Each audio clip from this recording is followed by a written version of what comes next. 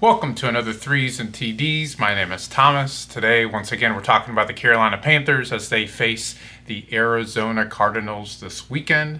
The Panthers got beat pretty badly last week against the Jaguars, and so we're hoping for a better showing this week. But we'll have to see. We'll have to see what happens. And today, we're going to do a little breakdown. We're going to talk about the matchups, the things that we're looking to see. There were some press conferences, some pressers from Evero, from Canales, from some of the players, and so that's what we're going to talk about today. One of the things that I thought was really interesting was they asked Evero, why are the young guys not playing? Why are, what's going on?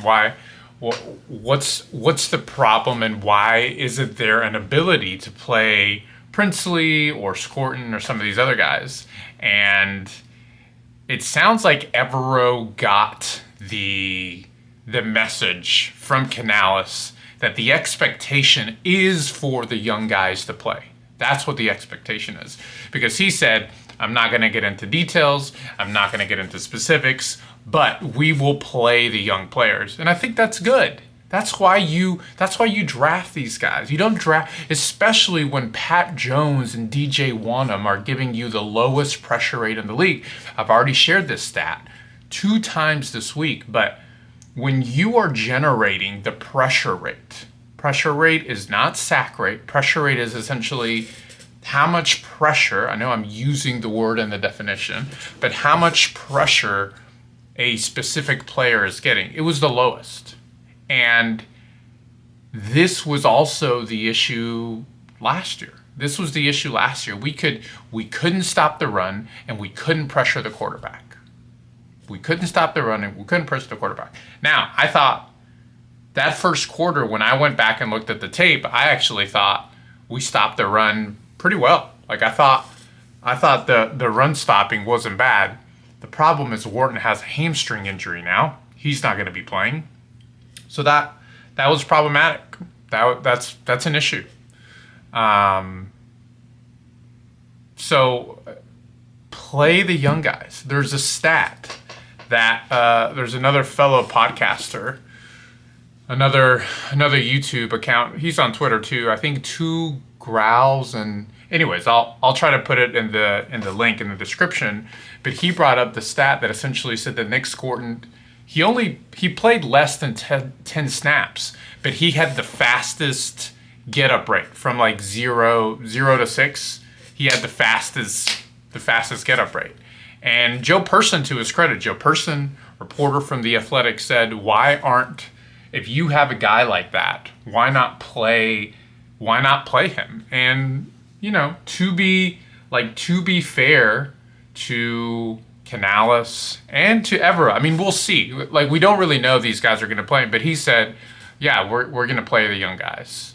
They give us, I don't know if y'all feel this way, but I hate when they say we're a developmental staff. What does that mean? I feel like they use that to say we're going to try different things. It's no, don't be developmental. Just go out and win games. At this point, I don't care about development.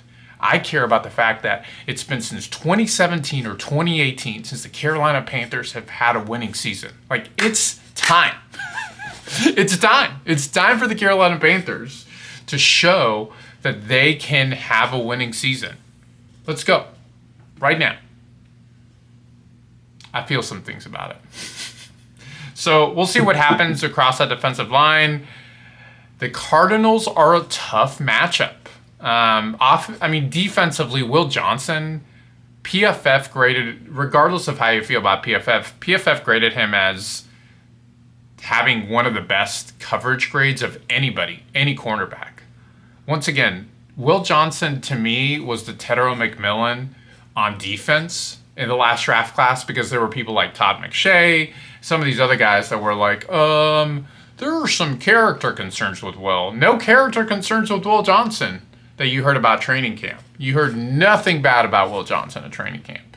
So, I don't know. I thought that the Tedero McMillan versus Will Johnson matchup is going to be interesting. Two rookies that had really good week ones. And then the other thing is Arizona's run concepts are not easy. Like, they don't just do one or two run concepts. The Panthers' run concepts are a little simpler. Not so much for the Arizona Cardinals. So it's going to be interesting to see how Evero, if he chooses to, how he's going to stop the run. Because Connor and Benson, I mean, Connor's phenomenal. Connor's one of the most efficient runners in all of football. So how are they going to stop that run?